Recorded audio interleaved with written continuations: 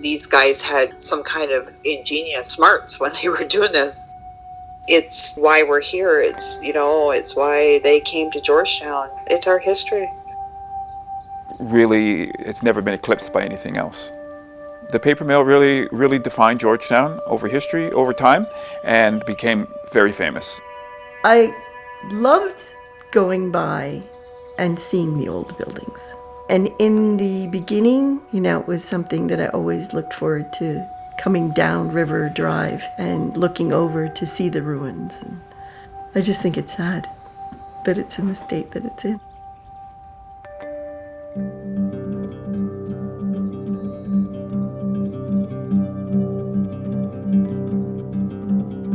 The Barber Paper Mill is what we refer to it as. It was built 1854. Joseph Barber and his wife and his daughter and 4 sons all emigrated from Scotland. William, Robert, James, and Joseph Jr. They started to spread out on their own and look for different venues that would make them prosperous industrialists. And they bought George Kennedy's industries and operated the businesses here and tried to build it up as much as possible. They're the ones who actually decided to call it Georgetown and named it after George Kennedy. Starting in 1843, they decided that they wanted to build a mill closer to Toronto on the Credit River. So they started to build a woolen mill in Streetsville. William and Robert were the ones in charge of that.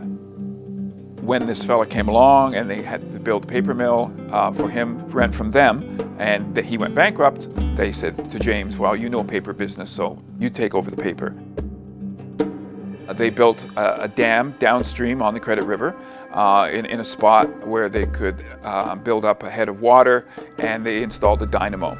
And the dynamo produced electricity, and it traveled on 2 wires from the dynamo upstream to the paper mill. And so the paper mill was electrified in 1888, and it's recognized as the first industrial use of electricity that's been transported over a long distance, in North America at least. They did very well during the war, during both World Wars, and in the Depression in between, they continued to do well. They were always hiring people. There was lots of work to be found in Georgetown. So Georgetown paper became very famous. And in fact, one of the Barber brothers was even a member of Parliament. Of course, over the years, with the evolution of different technologies, the number of people working in the mills decreased over time. So in 1991, when they closed, a few hundred people lost their jobs. After the mill closed, the major industry that opened there was Delta Craft, and they manufactured furniture. And the furniture business went until sometime in the 80s, I believe.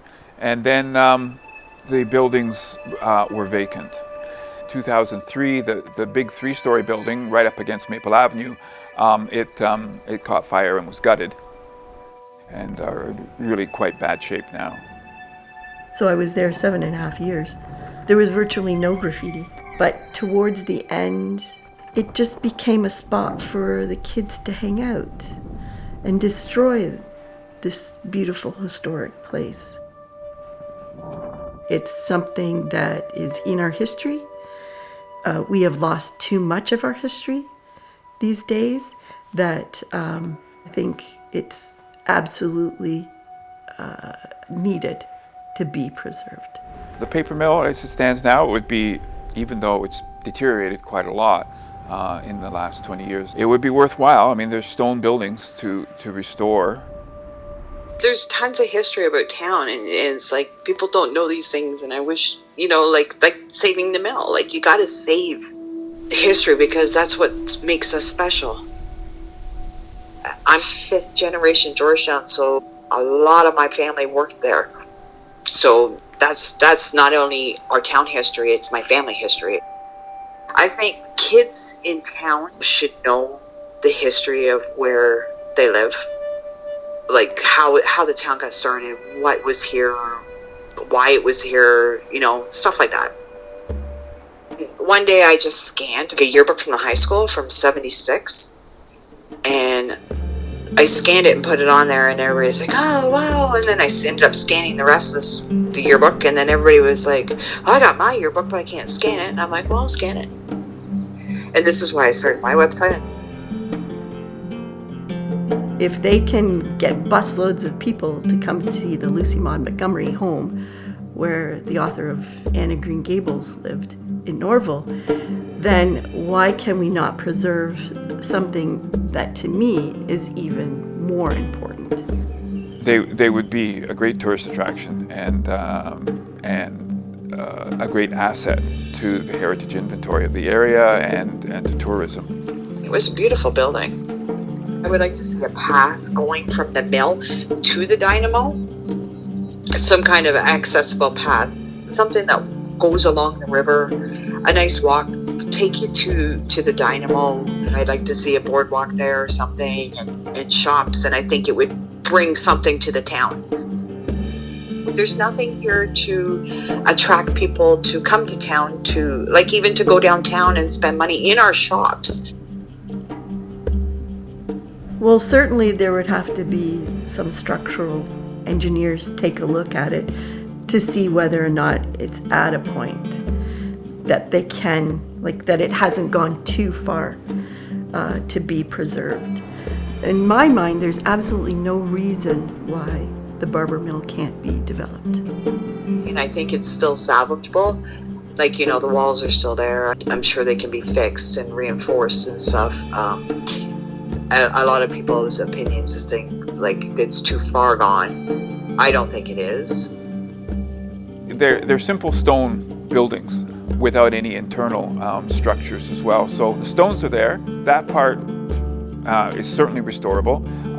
The roofs would probably have to be redone. They were originally slate roofs, but the slate's gone now. So there would be the expense of that. But to really to put back a building that looks exactly the same as what had been there is quite simple to do for the two of them. Now I'm just to the point where it's just do something, and it's just sitting there empty now. And before it falls down, do something with it. Because it's a historic, and now, you know, even a Canadian historic site, then there's no reason why funding can't be coming from either of those two levels of government to preserve it. I'd like the town to know that there's lots of people out there that care about what happens to it, instead of just, oh, it's just like the historians that care about it.